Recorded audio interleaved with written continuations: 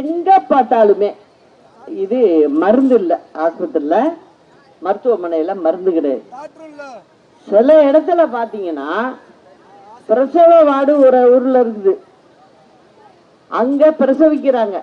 அந்த பிள்ளைக்கு பிறந்த குழந்தைக்கு சிசுவுக்கு ஏதாவது உடம்பு சரியில்லைன்னு வச்சுங்க, 1 கிலோமீட்டர் தள்ளி அதுக்கு தனி வார்டு. அங்க பிள்ளைய மட்டும் தாயிட்டேந்து பிரிச்சு தூக்கிட்டு போயிடுறாங்க. அப்போ அந்த அம்மாவோட நிலைமை என்னன்னு பாருங்க. அந்த அம்மாவை தனியா விட்டுட்டு, குழந்தை பிறந்த பொண்ணை தனியா விட்டுட்டு புள்ள ஒரு பக்கம் தூக்கிட்டு போயிடுறாங்க. அது கூடயே தெரியாது இவங்களுக்கு. ஒரு மருத்துவமனையில தாயும் செய்யும் ஒரே இடத்துல இருக்கிறது இல்லையா, அது மாதிரி ஏற்பாடு பண்ணி வைக்கணுமா வேண்டாமா? அது இல்ல. இதெல்லாம் ரொம்ப தவறுங்கிறத தான் நான் எடுத்து சொல்றது. இப்ப நான் வரும்போது அந்த செய்தியும் கேட்டேன்.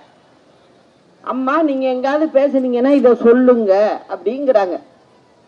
இத மாதிரி ஆயிடுது. அந்த பிறந்த குழந்தைய வேற இடத்துக்கு தூக்கிட்டு போயிடுறாங்க. நான் அந்த குழந்தைக்கு பால் ஊட்ட முடியல, எனக்கு வலி வந்துருது அப்படின்னு சொல்றாங்க. நான் சொல்றது உண்மையா பொய்யா? உண்மைதானே? இந்த மாதிரியா ஒரு அரசாங்கம் நடத்துவீங்க நீங்க? எவ்வளவு பெரிய கொடுமை இது. இதுக்கு எல்லாம் முற்றுப்புள்ளி வைக்கணும்.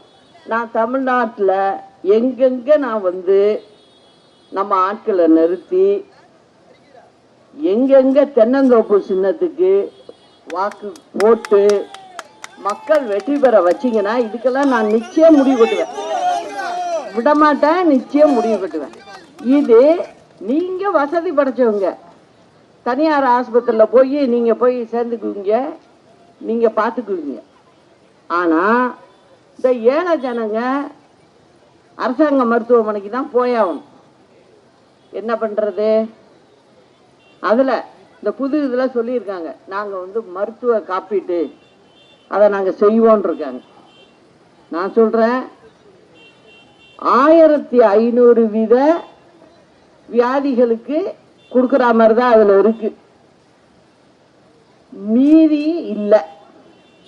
நம்ம வந்தோம்னா 2000 வியாதிகளை மீதி 500 சேர்க்கணும். அதுல சேர்த்து கொடுத்தாதான் அவங்களுக்கு வைத்தியத்துக்கு போனாங்கன்னா உபயோகமா இருக்கும். அதை நம்ம வந்தா செய்வோம்.